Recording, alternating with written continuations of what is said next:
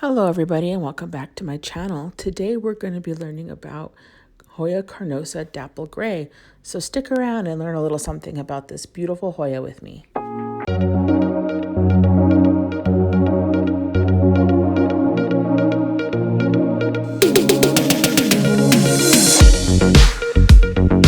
Guys, this is my Hoya Carnosa Dapple Gray, and as you can see, it is absolutely gorgeous. The dark green with the gray silvery mottled speckling is absolutely beautiful. And as you can see, it's currently growing. This has been a very reliable grower for me. Once the root system reached the size of the pot that I put it in, it simply just took off. This Hoya was actually growing when it got to me. It had a really wonky leaf coming out of it that was super interesting.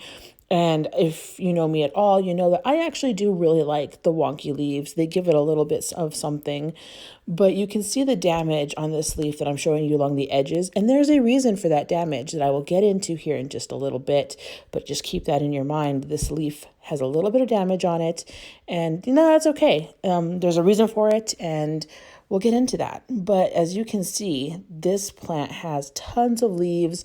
It grows really well, and it is a Carnosa cross. Most Carnosas do actually grow really well given the right conditions. This plant is on my plant desk. It does not exactly get a lot of humidity. As I've mentioned in prior videos, I live in Albuquerque, New Mexico, and it is a very dry place. We're constantly in a water shortage, and it's just not a humid environment at all. I think the humidity in my house, in my living room, ranges from the 20s to 30%. It's very low. But these leaves are gorgeous. They do look like pretty typical Carnosa leaves, but that gray silver mottling just really gives it a certain something. The leaves have these beautiful like ridges and the light veining on it. These two leaves down here were on the plant when I got it, and you can see that one of them is shaped kind of oddly, and that's the weird leaf I was talking about earlier. I really enjoy that leaf, and these are the leaves that were on it when I got it. There's not a whole lot of speckling on these leaves. I found that once I gave this plant a brighter lighting situation, that the speckling really took hold. All of these other leaves came on the plant in my care, and the lighting has just really helped that silver come and shine through. I did get this Hoya off of Instagram from Lighthouse Hoya's Nursery. Check them out. I'll insert a card with their information here somewhere, and you can go check out their Instagram. They mostly sell in the spring and summer months when it's warmer. I do believe, if I'm not mistaken, that they're in a colder climate up north in the United States, so they do tend to keep to the summer and spring months, which completely understand. I cannot wait till they start selling again because I'll be hitting them up for sure. Definitely go look at them. They're great. This is one of the plants I got from them, like I was saying, and this is the newest leaf. It hasn't really hardened off yet, this one here, and I do have it in pon, and there's another story behind that as well. So let's just get into that so that we can get that out of the way. I got this plant, and it was in soil. No big deal. I don't mind getting plants in soil. I don't even move all of them out of soil. I still have Hoyas in soil.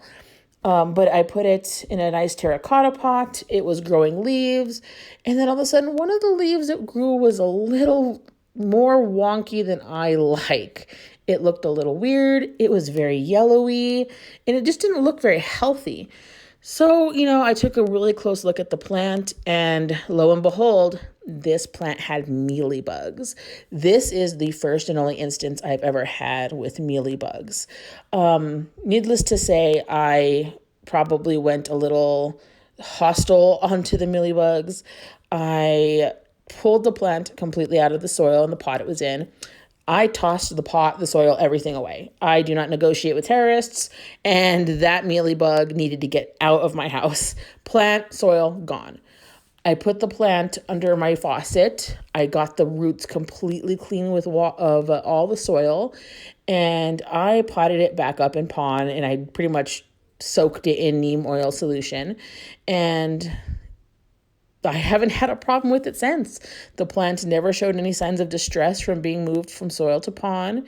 As you can see my setup here, it's a self-wicking pot. The little strings there pull the water out of the reservoir, which does have some sediment from the pond in there, but it won't hurt anything. I change it out every couple weeks, so it's inevitable, but it will be cleaned here in the next week or so. It never showed any other ill effects. That leaf, unfortunately, did eventually end up falling off, which was probably for the best because it did not look very healthy.